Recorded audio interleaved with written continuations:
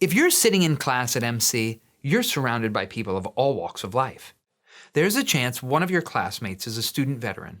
All veterans have different experiences from their time in the service and after, but there can also be many similarities. We interviewed 6 student veterans for a program called Enlisted to Enrolled. If you're watching this on YouTube, you'll find a link to that in the description below. In this video, you're going to see an expanded version of an interview with just one of those veterans. Keep watching.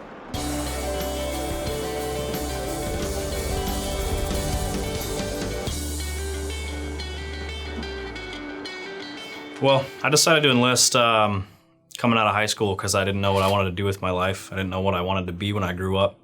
And I didn't feel like wasting, $200,000 trying to figure that out. My mom's dad was in the Navy, and I barely got to know him because he died when I was 6.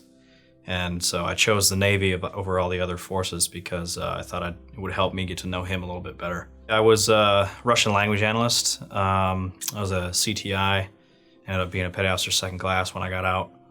I got farmed out to work for NSAW at Fort Meade, and beyond that, I can't really comment any further.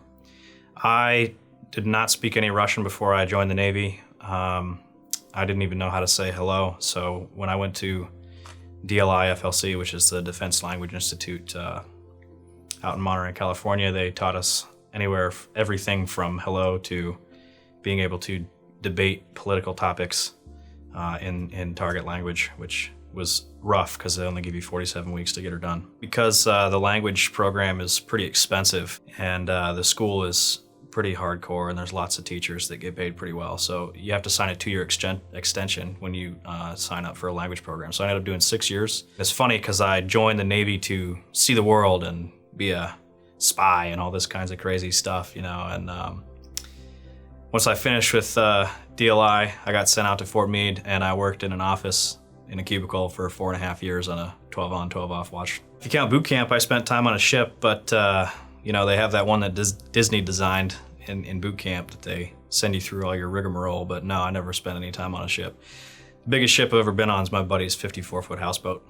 It's kind of hard to explain because I can't really talk about my job, but we supported 4 deployed assets on a 24/7 watch floor. And some of the reports that I wrote ended up going to people's desks that were very, very, very high up in the chain of command. My job being an office job, when I talk to people who are overseas, boots on the ground, getting shot at and having mortars thrown over their heads, it really makes me feel like I didn't contribute as much as I maybe could have. And it's an interesting psychological issue, maybe just for me personally, because I kept people safe when they were out deployed. So I was kind of one of the eyes in the sky, if you will, for a lot of our vessels that were going overseas, and it was my job to keep them safe. One of the things they always told us is you might not be the pointy end of the spear, but you're definitely part of the spear. And being part of the spear, it doesn't have quite as much impact. I always feel like I did less than the guys who were over there, putting their lives on the line literally every day. So I got out of the Navy in 2015, and my wife got a job overseas in England, so I followed her out there. And I was going to start going to college overseas, and I applied into the different schools. I had just received my associate's degree from DLI for my Russian language, and I didn't actually get into any colleges there, so I went out looking for a job. I found a job working at a beer company. I applied for school the next fall, and I got into all 5 of the programs that I applied to. But because work was going so well for me and I really enjoyed it, I decided to keep working. So I worked until I couldn't stand it anymore. And we moved back to the US, and I tried to go to UMD to finish my Russian degree. So that's UMD College Park. And I didn't get in. And they said that I needed to show some proof that I'm still capable of collegiate level work, in essence.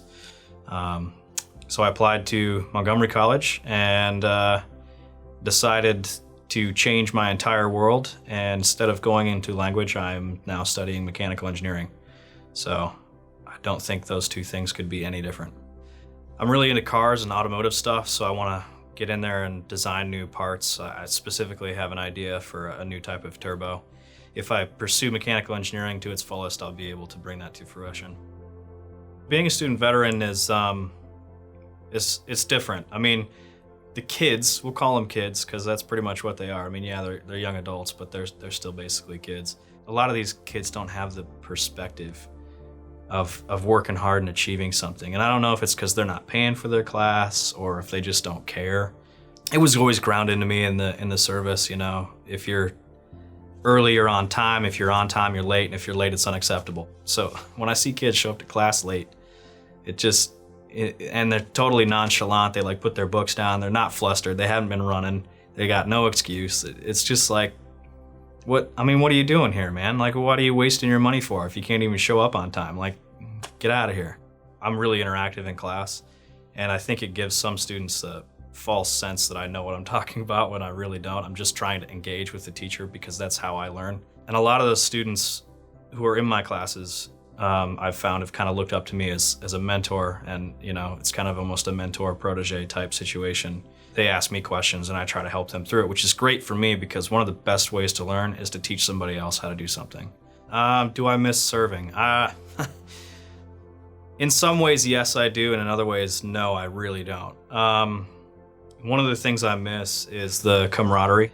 You know, we'd always go someplace and have a breakfast, and we'd get off at like 7:30 in the morning, and we'd all go hang out, and we'd all part our separate ways. But I think it really brought us closer together, and I kind of miss that kind of stuff.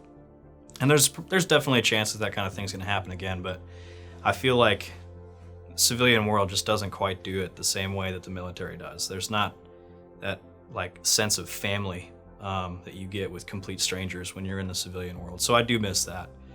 Do I miss going to work at 7 o'clock at night and getting out at 7 o'clock in the morning? No, heck no, I don't.